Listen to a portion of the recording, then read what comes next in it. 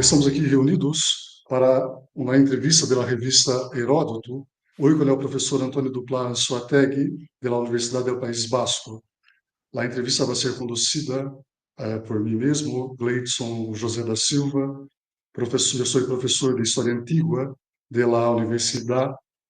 Federal de São Paulo, e por el professor Felipe Noé da Silva, professor da Universidade do Estado de Santa Catarina. Una vez más, muchas gracias, profesor, por aceptar nuestra invitación. Muchas gracias. Gracias a ustedes. La primera cuestión es acerca de tu trayectoria personal e intelectual. Si es posible, quisiéramos saber un poco más acerca del camino que ha recorrido en la universidad hasta los días actuales, ya como catedrático de la Universidad del País Vasco. Muy bien, gracias de nuevo por la invitación a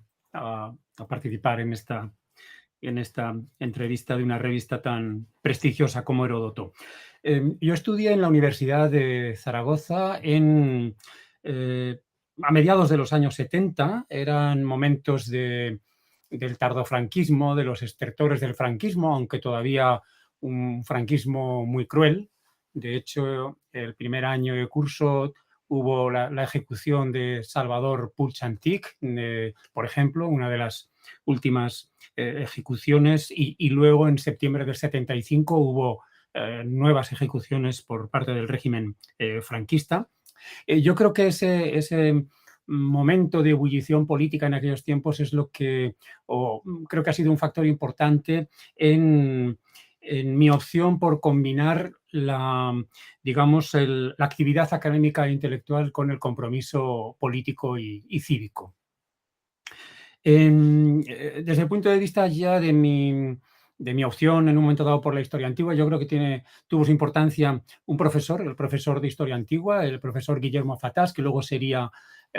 mi director de tesis, catedrático de historia antigua de la Universidad de Zaragoza, y una persona que sigue siéndolo, un referente por su rigor académico, por su curiosidad intelectual y también por su compromiso cívico. Era un profesor muy duro, yo creo que le teníamos un poco de miedo, pero un excelente profesor. Y también tuve la fortuna de estudiar en el área de historia antigua de la Universidad de Zaragoza, que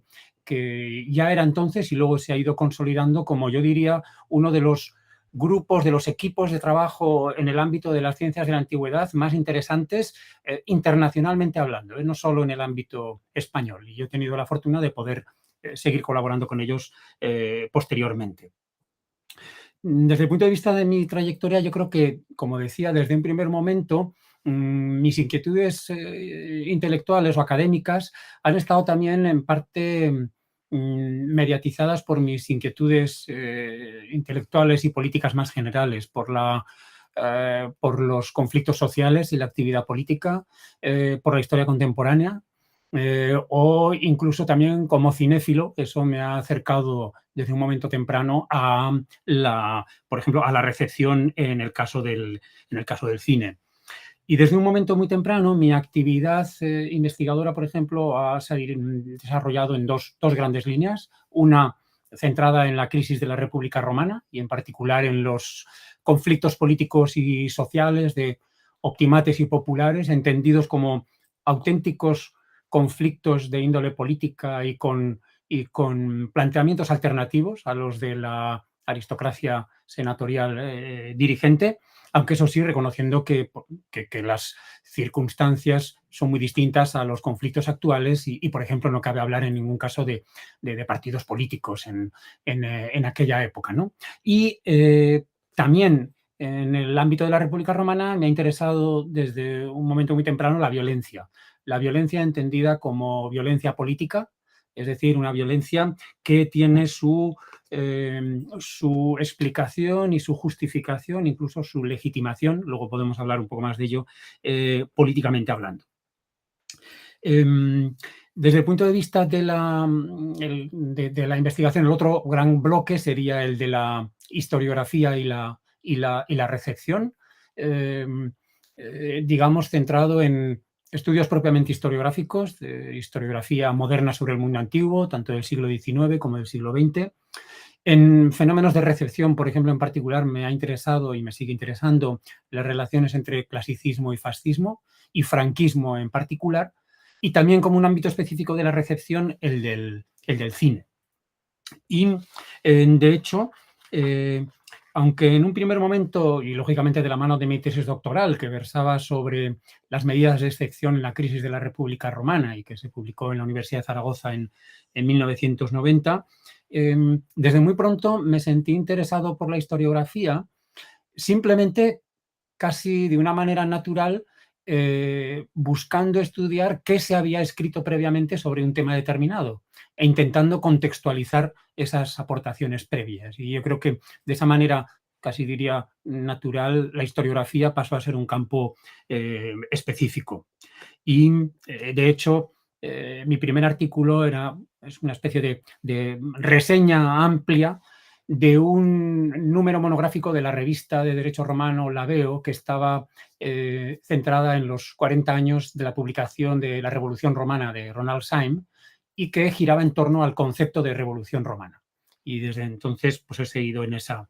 línea. En mi carrera, por llamarlo de alguna manera académica, quizá, y más en particular en relación con este segundo ámbito de historiográfico y de recepción, señalaría dos hitos que me parecen importantes. Uno sería un congreso de historiografía de la arqueología y la historia antigua que tiene lugar en Madrid, organizado por el CSIC, por el Consejo Superior de Investigaciones Científicas, en 1988, que se publica en el 91 y que fue entre otras cosas, conocimos en el congreso, tuvimos el privilegio de conocer a Mario Torelli y a Ronald Syme, que moriría no mucho tiempo después, y que fue una cita en la que nos encontramos colegas entonces muy jóvenes, que empezábamos nuestra andadura investigadora y que, en el caso de algunos de ellos, hemos seguido conectados en el proyecto ANIJO o en iniciativas del proyecto desde entonces. Y eso nos ha permitido desarrollar unos lazos de complicidad académica, pero también de afectividad muy interesantes. Y luego quizá el segundo hito interesante sería en el 2011, cuando empezamos, en parte con algunos de esos colegas que nos conocíamos desde 1988, comenzamos a preparar la solicitud de un proyecto, que es el primer proyecto ANIJO en la convocatoria de 2012. Y desde entonces, pues de alguna manera, ese es un campo fundamental de mi trabajo. En 2016 accedo a la cátedra, lo cual pues se podría decir que quizá me proporciona una cierta mayor tranquilidad y cierta sensación de culminar una carrera académica, pero que no, en la práctica, desde el punto de vista ni docente ni investigador, representa un cambio significativo. Yo creo que esos son algunos elementos de mi carrera académica. Gracias, profesor Antonio Lopar. Mi nombre es Felipe Noé Silva, soy profesor de Historia Medieval en la Universidad del Estado de Santa Catarina y también es un honor poder hablar con usted, profesor. Muchas gracias, desde luego. Bueno, ahora tenemos una pregunta que vale. El profesor forma parte del proyecto científico ANIJO, como ha dicho ahora mismo, y el proyecto es dedicado al tema antigüedad, nacionalismos e identidades complejas en la historiografía occidental. ¿Vale? Bueno, si es posible, profesor, nos interesaría conocer un poco más sobre la experiencia de este proyecto, sus características, su histórico y proposiciones para el presente y el futuro. Pues en relación con el proyecto ANIJO, que de alguna manera es uno de los campos fundamentales de mi trabajo desde 2011 en los momentos previos, y desde el 2012 ya, digamos, administrativamente, institucionalmente organizado, pues antes que nada yo querría decir que la constitución de este grupo y de este equipo de trabajo es uno de los elementos más satisfactorios de mi currículum, tanto en el terreno académico como en el terreno humano, porque yo creo que desde un primer momento conseguimos crear un equipo que se ha ido ampliando desde los primeros momentos, pero un equipo en el que ha habido unas dinámicas de trabajo absolutamente fluidas, distendidas, sin ningún tipo de tensiones, con un acuerdo altísimo en lo que serían, digamos, las líneas de trabajo fundamentales, y desde ese punto de vista yo me siento absolutamente orgulloso en el mejor sentido del término y enormemente satisfecho con este trabajo, porque creo que hemos creado un equipo de trabajo que trabaja mucho, eso por un lado, pero que trabaja yo creo que muy bien. Yo creo que no hay más que ver los resultados colectivos de publicaciones que hemos hecho desde 2014 hasta los que estamos preparando en estos momentos, 2 libros de nuestros últimos congresos. Y en ese sentido, yo creo que me parece que es un referente que puede ser interesante por, ya digo, por cómo se ha ido conformando el grupo, cómo se ha ido incorporando gente nueva, se han leído tesis doctorales, se han establecido redes y conexiones, y en ese sentido creo que es un equipo muy interesante. Institucionalmente hablando, como decía, la primera convocatoria a la que nos presentamos es de 2012, y desde entonces hemos conseguido 4 proyectos sucesivos en convocatorias ministeriales en 2012, 2016, 2020, y el último del que acabamos de recibir la noticia de la concesión en la convocatoria de 2023, que dará comienzo el nuevo proyecto en septiembre del 24. El título de alguna manera hemos jugado siempre con un mismo título con diferentes subtítulos. Entonces el título yo creo que expresa muy bien la línea de trabajo fundamental: antigüedad, nacionalismos e identidades complejas en la historiografía occidental. En las diferentes convocatorias hemos ido, digamos, avanzando progresivamente también en el ámbito cronológico. Comenzamos 1700, 1900, después lo hemos ido acotando a finales del 18 y extendiéndonos hacia el siglo XXI, y en este último proyecto nos queremos mover propiamente en la situación actual y en los últimos debates. También lo hemos ampliado de alguna manera espacialmente, fundamentalmente en el sentido de ampliar nuestra red y la composición del propio equipo hacia América Latina, con la incorporación de nuevos colegas. En el primer equipo había una colega argentina, Eleonora de Lelicina, pero luego se han incorporado también colegas de Colombia y de Chile. En la convocatoria del 2020 introdujimos también un subtítulo que es ya un programa en sí mismo, que es seguíamos hablando de antigüedad, nacionalismos e identidades complejas en la historiografía occidental, pero decíamos de la historiografía académica a la cultura de masas en Europa Occidental y en América Latina. Introducimos, por tanto, introducíamos entonces ese concepto de cultura de masas, entendiendo que propiamente se podía hablar ya de cómo, frente a una idea de un clasicismo más centrado en el ámbito de las élites, cosa que lógicamente siempre ha existido, se podía hablar ya propiamente también de un clasicismo de masas en el que lo clásico se reinterpretaba y se resignificaba y se recibía en diferentes ámbitos de la cultura de masas. Algunos conocidos desde hacía tiempo y en los que de hecho ya habíamos trabajado desde un primer momento, como pudiera ser el cine o incluso la novela histórica. Pero progresivamente se iba ampliando el campo de estudio hacia la música moderna,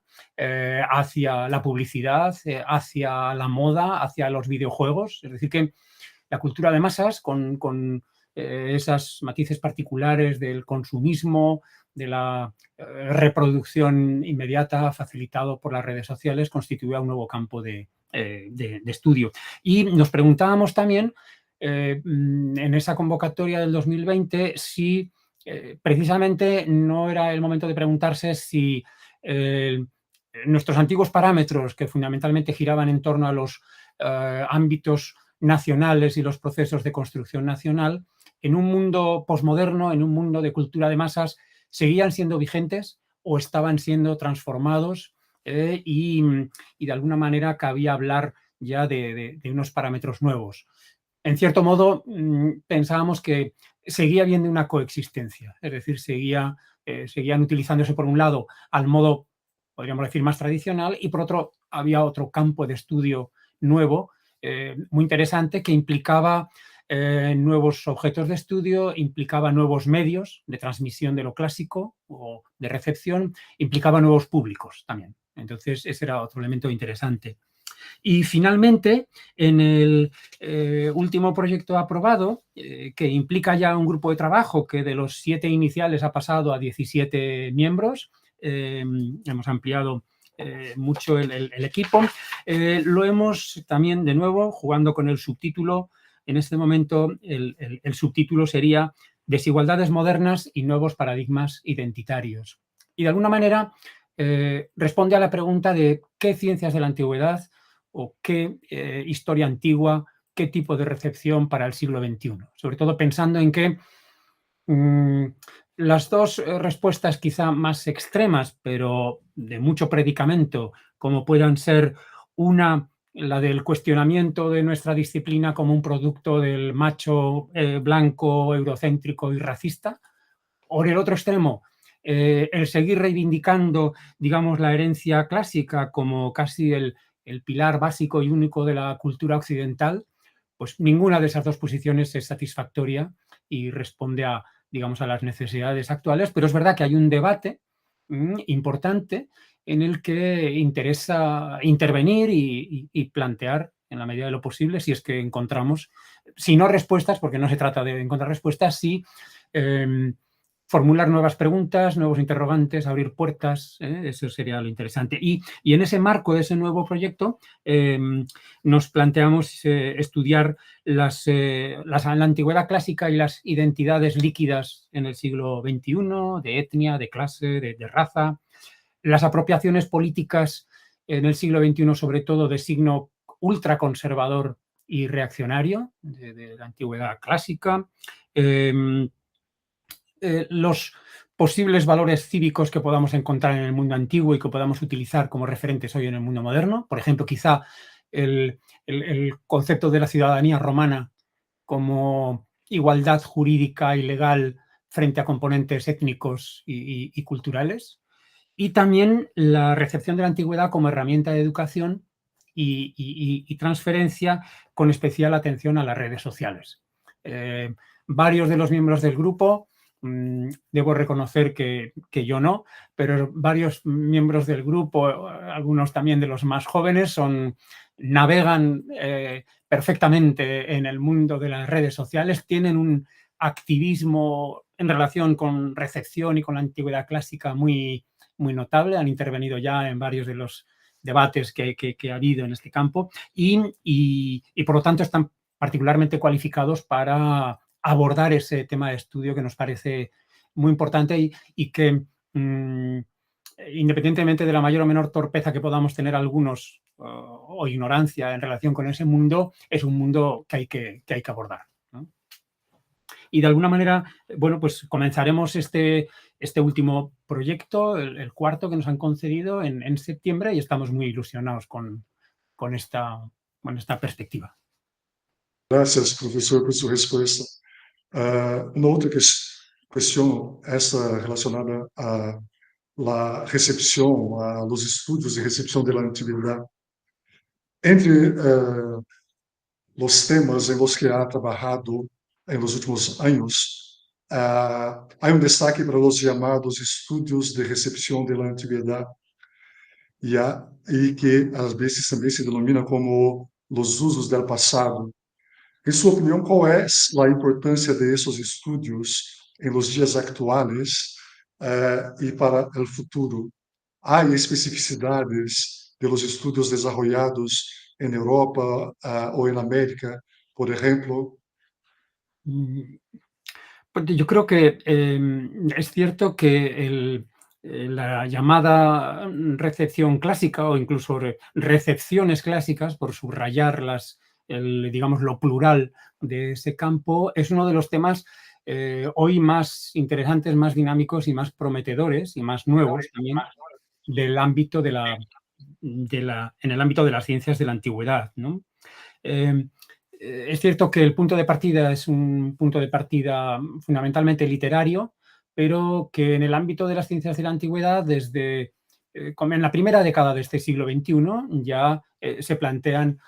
con una perspectiva más amplia, con autores como Charles Martindale o Lorna Harwood, ¿no? Y realmente eso supone un punto de inflexión en las ciencias de la antigüedad. Y yo creo que es interesante ver las diferencias entre la llamada tradición clásica y los estudios de recepción, ¿no? Pienso que la tradición nos remite más digamos, a un ámbito de invariabilidad, de transmisión de un legado, de algo relativamente fijo que hay que preservar, que goza de un prestigio tradicional, secular, y que en cierta medida implica una cierta pasividad o por lo menos una preocupación sobre todo por la fijación y por la transmisión y por la protección, incluso podríamos decir, de ese canon, ¿no?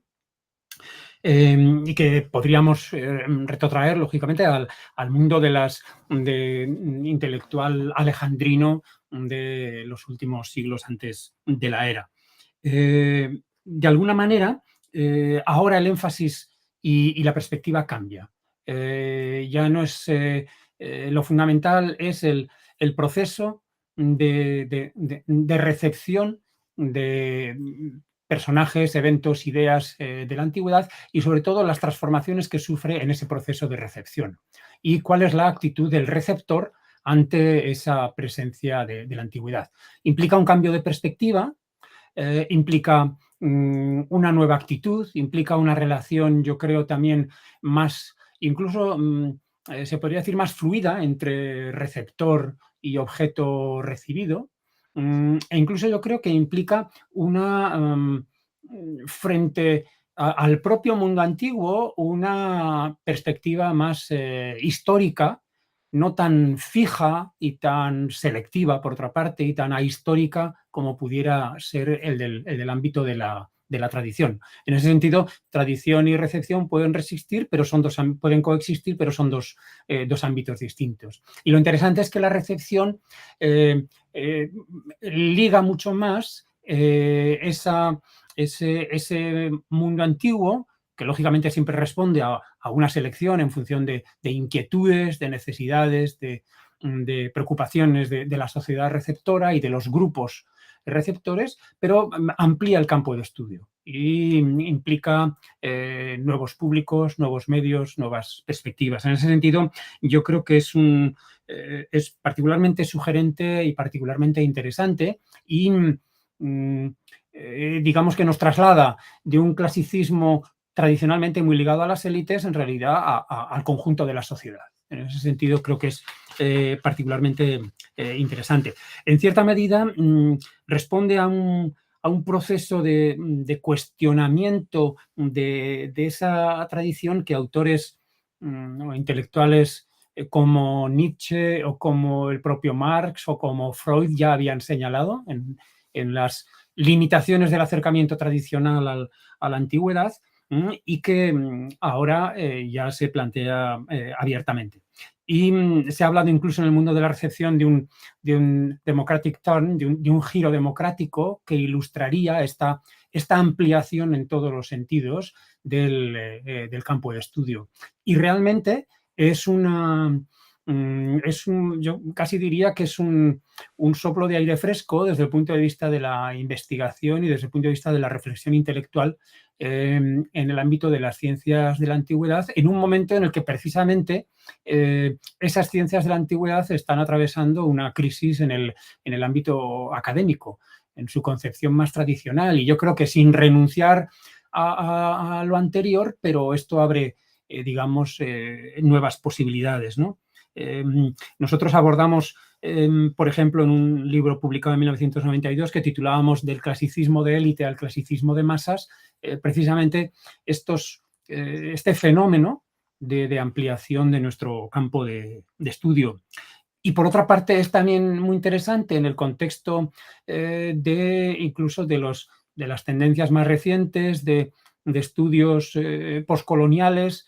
cómo la recepción se abre también de forma casi natural a estudiar cómo lo clásico ha podido ser recibido en ambientes presuntamente insospechados, es decir, en comunidades o en sociedades en principio supuestamente ajenas a la tradición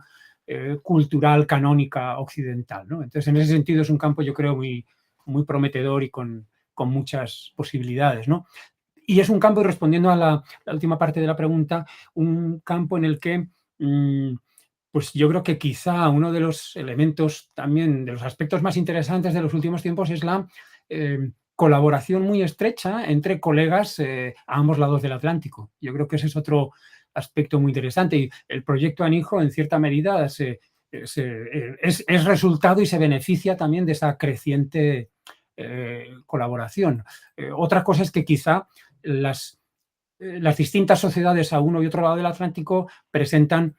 desde el momento en que presentan características históricas distintas, pues también los procesos de recepción, los problemas que digamos que se plantean son distintos, ¿no? Son diferentes. Muchas gracias, professor. Eu tenho uma questão, eu posso fazer em português e o Felipe me ajuda com a tradução. A história da antiguidade na Europa, de modo geral, é em larga medida percebida ainda como uma espécie de história nacional, né? Esse seria um aspecto que distingue a história da antiguidade na Europa em relação à América, segundo o seu ponto de vista? Sí, absolutamente. Yo creo que cuando hablaba de cómo los diferentes procesos históricos previos son distintos, me refería, por ejemplo, exactamente a cómo si en Europa se puede jugar en muchos casos, en unos de manera más evidente que en otros, en relación con la antigüedad clásica, con una idea de continuidad, de continuidad además que implicaría a toda la sociedad en su conjunto. La situación yo creo que es muy distinta en América Latina, en Iberoamérica. Y, por ejemplo, si en el caso de las élites yo creo que sí que hay unos parámetros relativamente similares desde el punto de vista de la recepción de lo clásico, si abordamos las sociedades en su conjunto, las diferencias son grandes. Los regímenes de historicidad de unas sociedades muy plurales étnicas y culturalmente son distintos de los de las sociedades europeas y en ese sentido hay una diferencia notable, ¿no? E incluso yo creo que ahí se podrían encuadrar determinados fenómenos que son mucho más escasos o casi diría inexistentes en Europa, como son los fenómenos de rechazo digamos, de lo clásico en general como algo absolutamente ajeno a una tradición cultural propia distinta, ¿no? Y en ese sentido yo creo que ahí hay un reto de cómo abordar esa reacción, que yo creo que es absolutamente comprensible. Puede ser discutible en el sentido de que habría que intentar ver de qué manera cabe explorar esa presencia de lo clásico en el conjunto también en América Latina, pero evidentemente teniendo muy en cuenta esas diferencias y el hecho de que si desde Europa vemos casi como algo natural esa continuidad, no tienen por qué verlo otras tradiciones y otras sociedades que responden a otra línea de desarrollo histórico, ¿no? Entonces, bueno, yo creo que ahí hay un reto importante, interesante, que hay que abordar. Yo creo que es curioso cómo también, de hecho, en estos últimos debates que hay, que tienen que ver también con este cuestionamiento de lo clásico, de las ciencias de la antigüedad, de la historia antigua, por parte de determinados sectores muy activos, por ejemplo, en Estados Unidos, en Europa, en cambio, apenas ha habido esa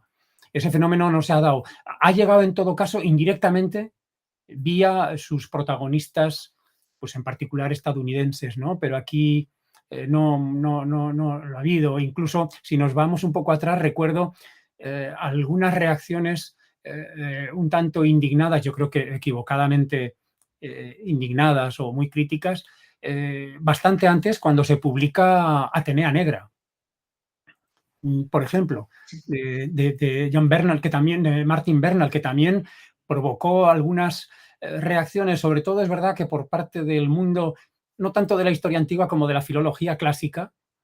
que muchas veces se ha autoproclamado como el guardián de la tradición, y que aquello les parecía, vamos, no sé si decir un disparate, pero algo absolutamente fuera de lugar, cuando en realidad la revisión, quizá algunas de sus conclusiones eran muy discutibles, pero toda la introducción previa historiográfica que hacía Martin Bernal en Atenea Negra era muy interesante y yo creo que muy razonable y muy coherente, ¿no? Hablando de los prejuicios de la historiografía occidental europea desde el siglo XVIII, ¿no? Por ejemplo. Entonces, bueno, yo creo que esos son debates, quizá supongo, desde mi ignorancia, muy importantes en países quizá como Bolivia, como Colombia, como Brasil, en los que hay que intervenir, lógicamente, ¿no? Perfecto, profesor. Bueno, ahora tengo una pregunta, creo que no esté relacionada directamente al tema de las recepciones de los clásicos, pero que también bien sabemos que es un tema que ha investigado hace ya algún tiempo, ¿no? Bueno, en sus estudios sobre los antiguos romanos, profesor, siempre recurre al tema de la violencia, como ha dicho en el inicio de nuestra entrevista, ¿vale?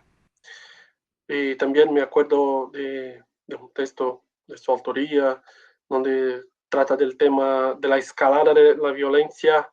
y su impacto sobre el destino de la República Romana.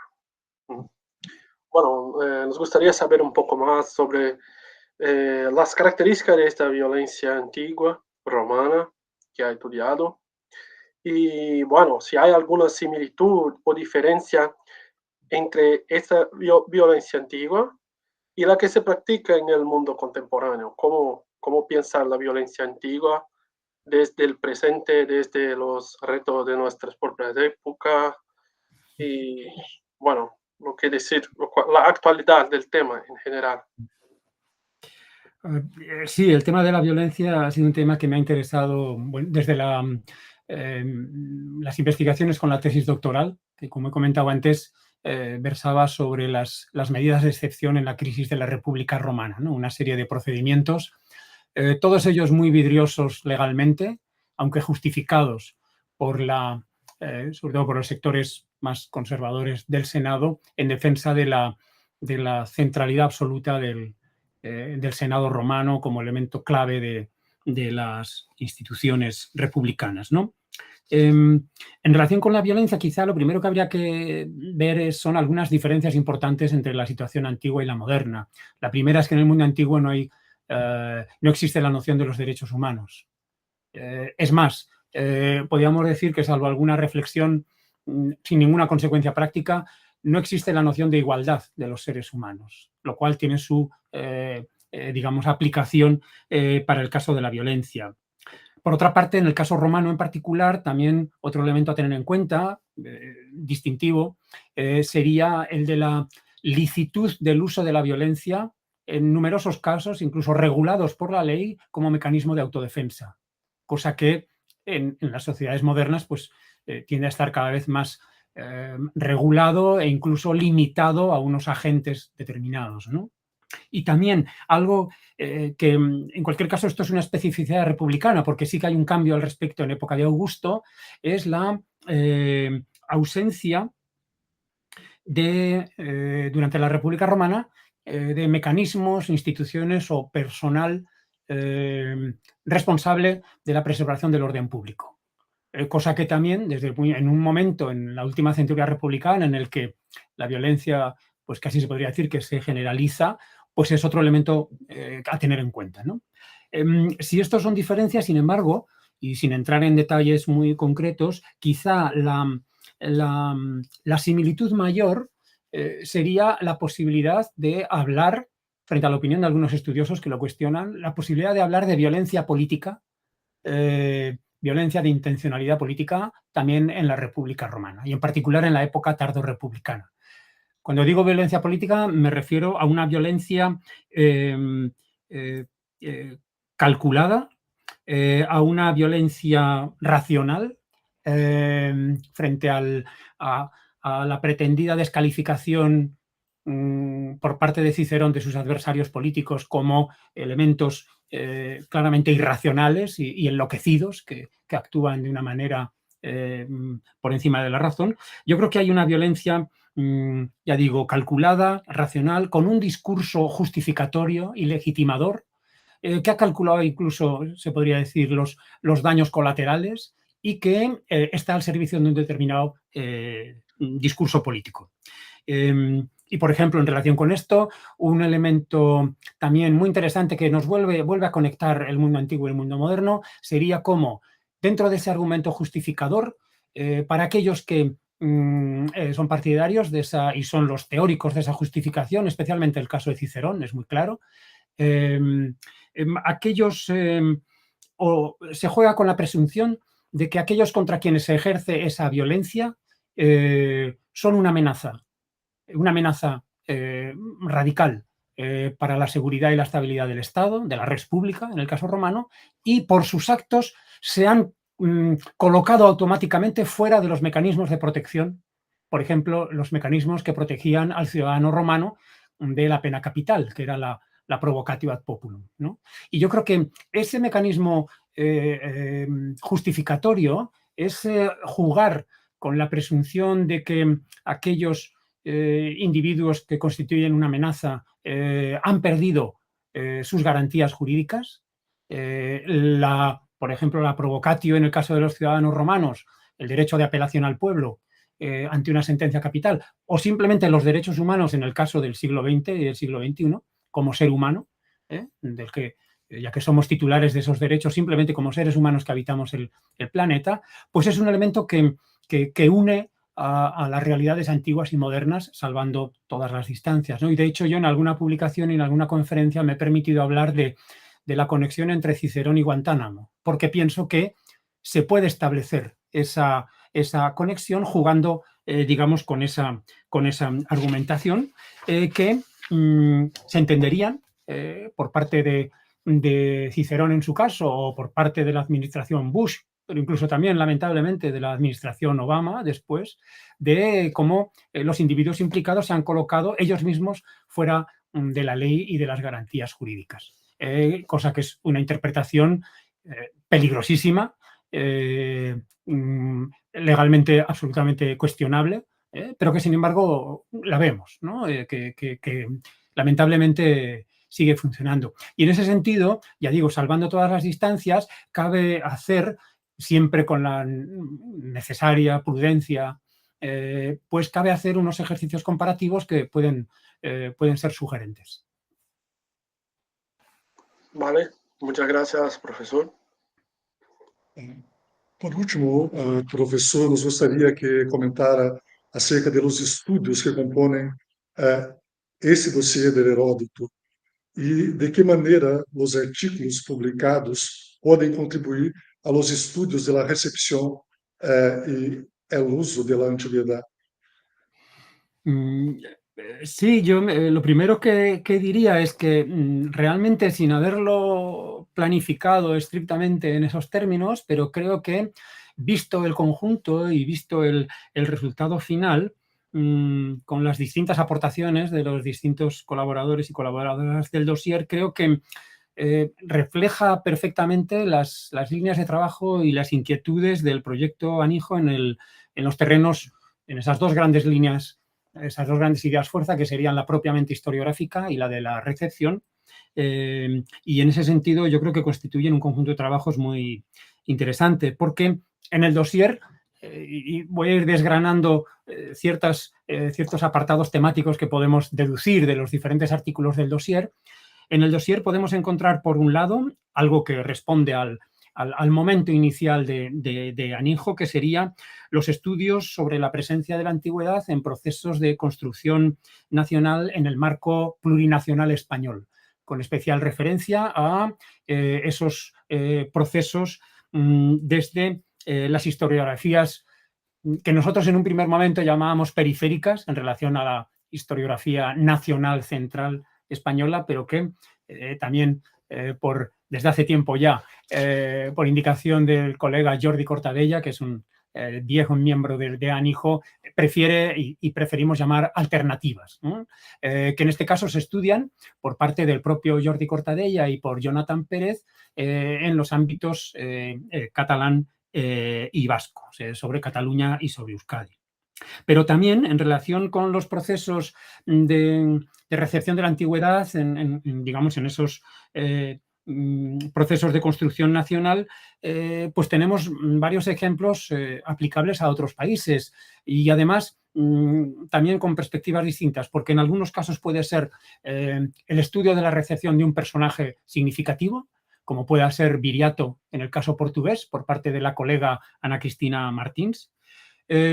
pero también en relación con un personaje significativo, pero del que precisamente se cuestiona el que sea tan significativo, estudiando en concreto ese proceso de recepción, pues tenemos el estudio de Martin Linda y Nils Steffensen sobre la figura de Arminio Hermann en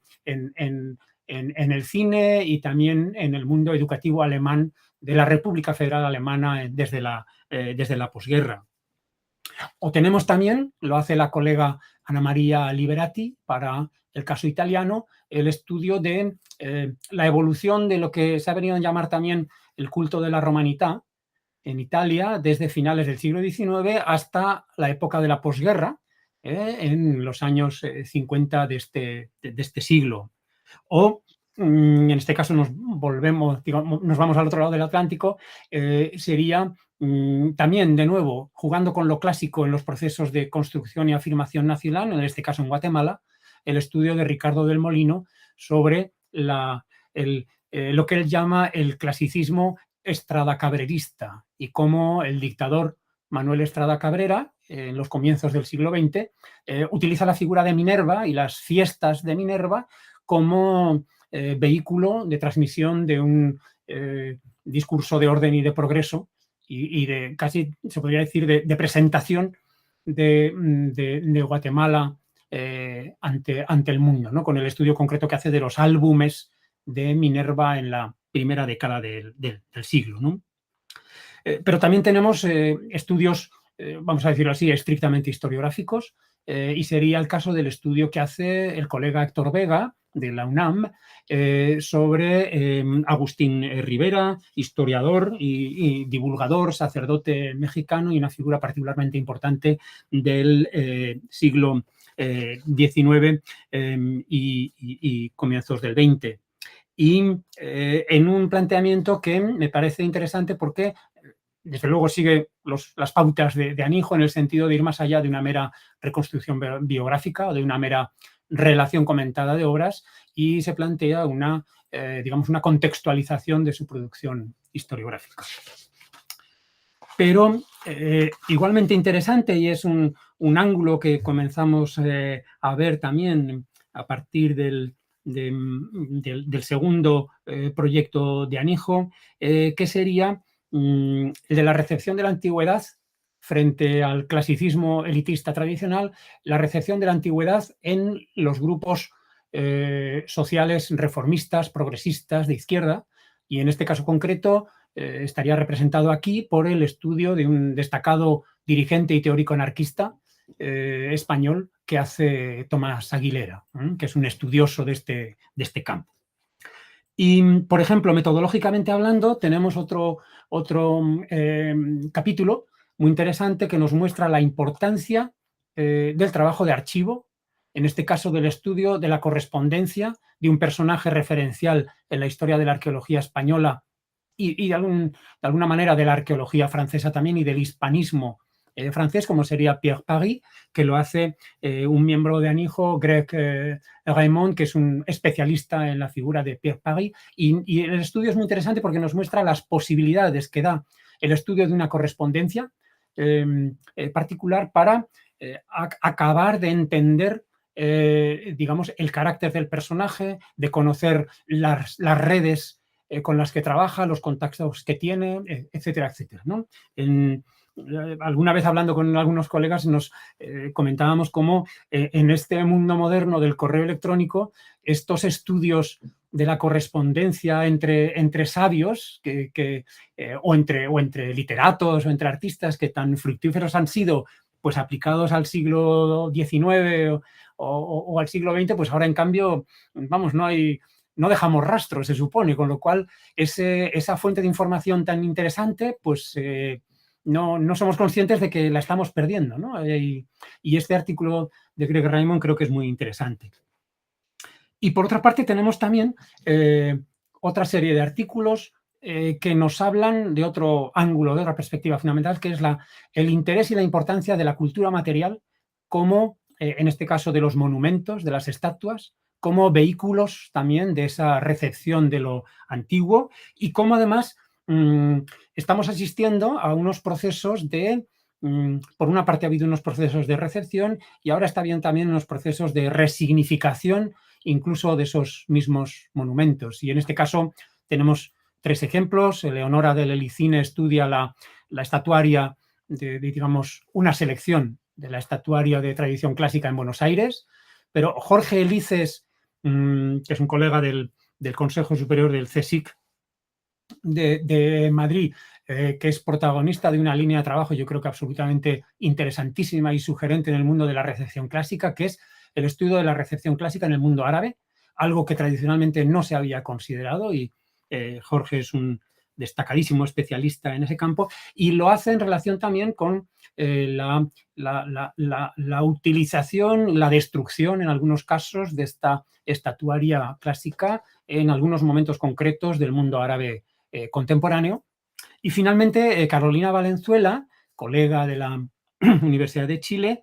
lo que hace es pues, analizar también el proceso concreto que ha habido de rechazo y de resignificación de elementos clásicos en el estallido social de Chile de 2019.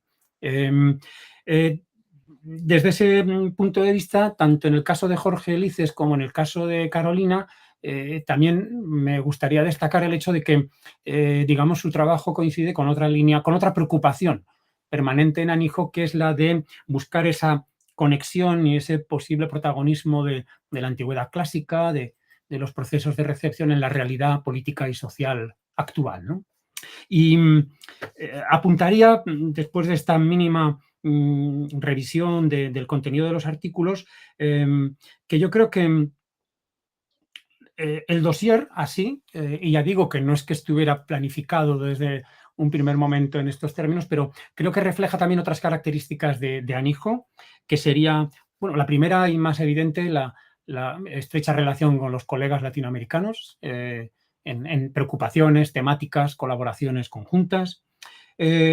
Otra sería el interés que hemos tenido siempre por incluir en las iniciativas de Anijo a colegas invitados. En este caso también hay una combinación de miembros del proyecto Anijo y colegas invitados de Portugal, de España también, en el caso español, pero luego de Portugal, de Italia y de Alemania. Y luego una tercera característica que me gustaría señalar, que es la de la combinación. Yo creo que combinación, digamos, con resultados felices de fomentar la colaboración de investigadores senior con investigadores más jóvenes, que es algo que yo creo que se cumple también en este caso, con investigadores ya con un largo currículum investigador, con otros que ya tienen un muy importante bagaje académico, pero que lógicamente pues están todavía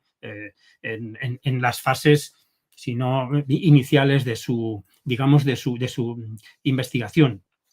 Y también en este caso casi se podría decir que la combinación es es paritaria.